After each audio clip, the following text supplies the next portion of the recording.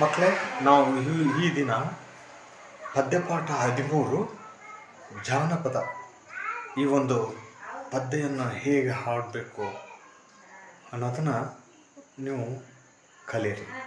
ಇದನ್ನು ನೀವು ಒಂದು 5ರಿಂದ 10 ಸಲ ಪ್ರಾಕ್ಟೀಸನ್ನು ಮಾಡಬೇಕಾಗುತ್ತೆ.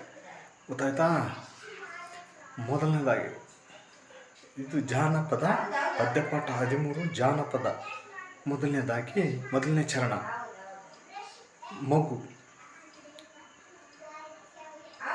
ಹಾಲ್ಬೇಡಿ ಹತ್ತಾನ, ಕೋಲ್ಬೇಡಿ ಕುಣಿದಾನ, ಮೊಸರುಬೇಡಿ ಕೆಸರ ತುಳಿದಾನ, ಮೊಸರುಬೇಡಿ ಕೆಸರ ತುಳಿದಾನ, ಕಂದಯ್ಯನ ಕುಸಲಾದ ಗೆಜ್ಜೆ ಕೆಸರಾಯಿತು.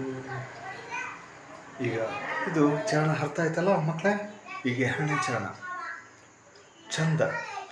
ಹಾವಿನ ಎಡೆ ಚಂದ, ಮಾವಿನ ಮಿಡಿ ಚಂದ, ಹಾರಾಡಿ ಬರುವ ಗಿಳಿ ಚಂದ, ಹಾರಾಡಿ ಬರುವ ಗಿಳಿ ಚಂದ, ಕಂದಯ್ಯ ನೀ ಚಂದ ನಮ್ಮ ಮನೆಗೆಲ್ಲ. ಈಗ 3ನೇ ಚರಣ ಹರಕೆ.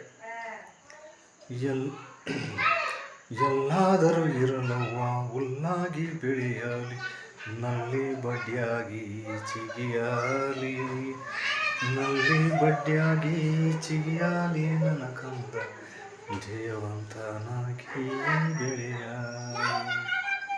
ಇಷ್ಟು 3 ಚರಣಗಳನ್ನು ನೀವು ಪ್ರಾಕ್ಟೀಸ್ ಮಾಡ್ಕೊಂಡು ನಾಳೆ ಬರಲೇಬೇಕು.